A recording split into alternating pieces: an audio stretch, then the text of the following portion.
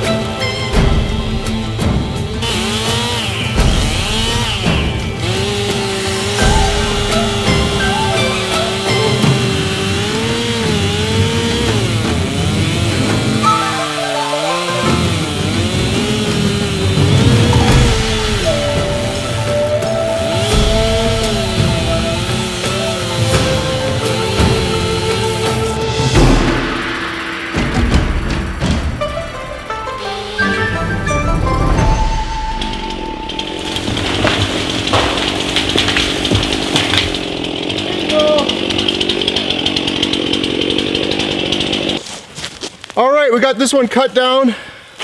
You may be wondering why I cut the stump so high. There's a good reason for that, and I'll show you at the end of the video.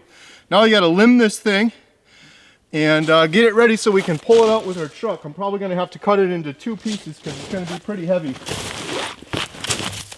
And I just realized I got my fancy new safety equipment and I forgot to put this down when I was cutting the tree down.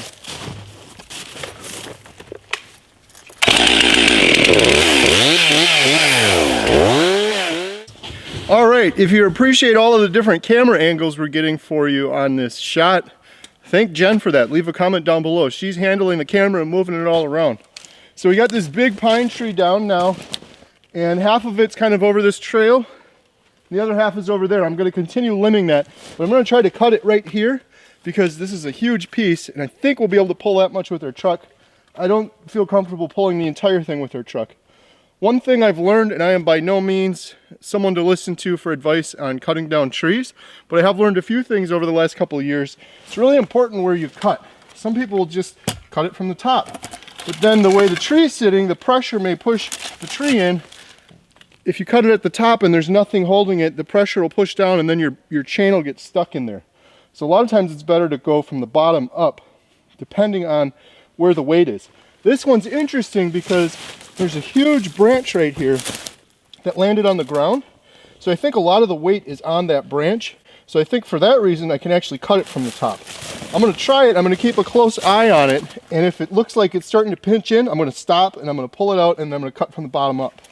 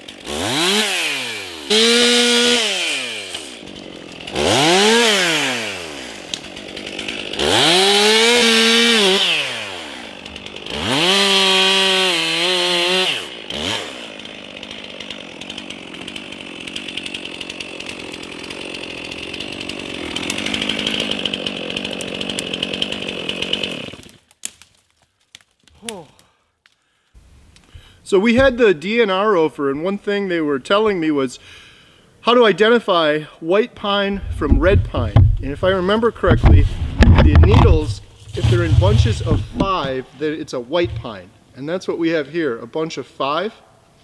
So I'm pretty sure this is a white pine. Again, you guys watching this are probably like, duh, it's a X pine. But I think this is a white pine, and then the one right next to it I'm going to cut down next. It looks different just looking at the bark, so I think that's a red pine. Well, once I fell that one down, I'm going to look at the pine needles, and if it is a red pine, I believe it's supposed to have bunches of 3 needles instead of 5. So that's one of the ways you can tell, and then I think the other way you can tell is just looking at the bark. This one's like a darker green, a smoother texture, and that one, it's a lot rougher texture, and it's more of a brown color. I'm pretty sure that's the red pine, and this is the white pine. Leave a comment down below if you know better than I do, which you probably do. So next I'm going to cut down that red pine. I just caught myself. Did you see that? No. I hit myself right in the chin here. I might have gotten it.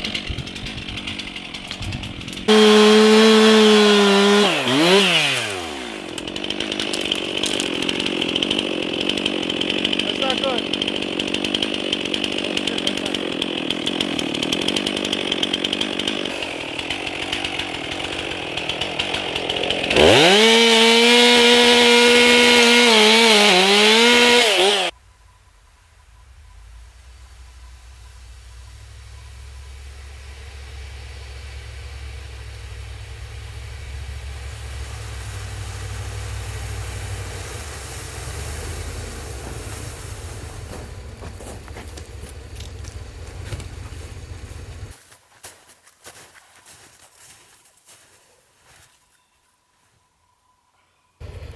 Go!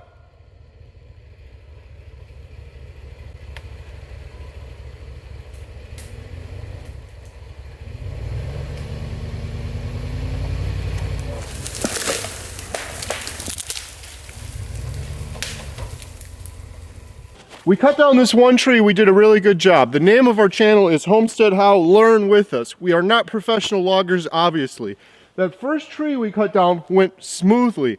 The second tree was standing straight up and down, and I knew that I should have used wedges on it.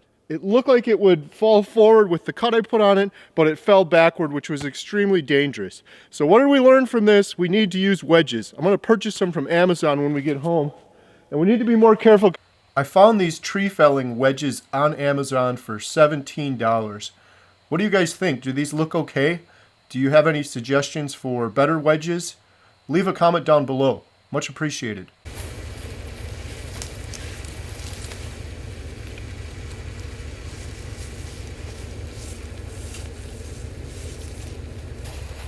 So in conclusion, safety is number one when working with logs. It also makes a big difference in the amount of time you spent. We wasted so much time because I didn't properly use the wedge and fell the tree forward trying to yank it out. Wasted a couple hours when we could have been harvesting more wood. So lesson learned, and we're going to be more careful in the future. And the reason I cut the stump so high is for practice. Continuing to practice chainsaw carving. In our next episode, we're going to cut down some more trees, drag them back to our wood burner, and cut them up into manageable slices, and hopefully get caught up on our firewood stockpile.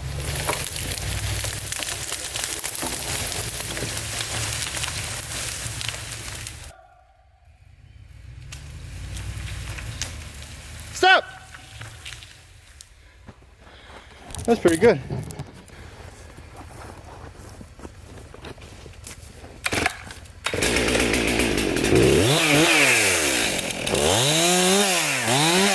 And thanks for watching.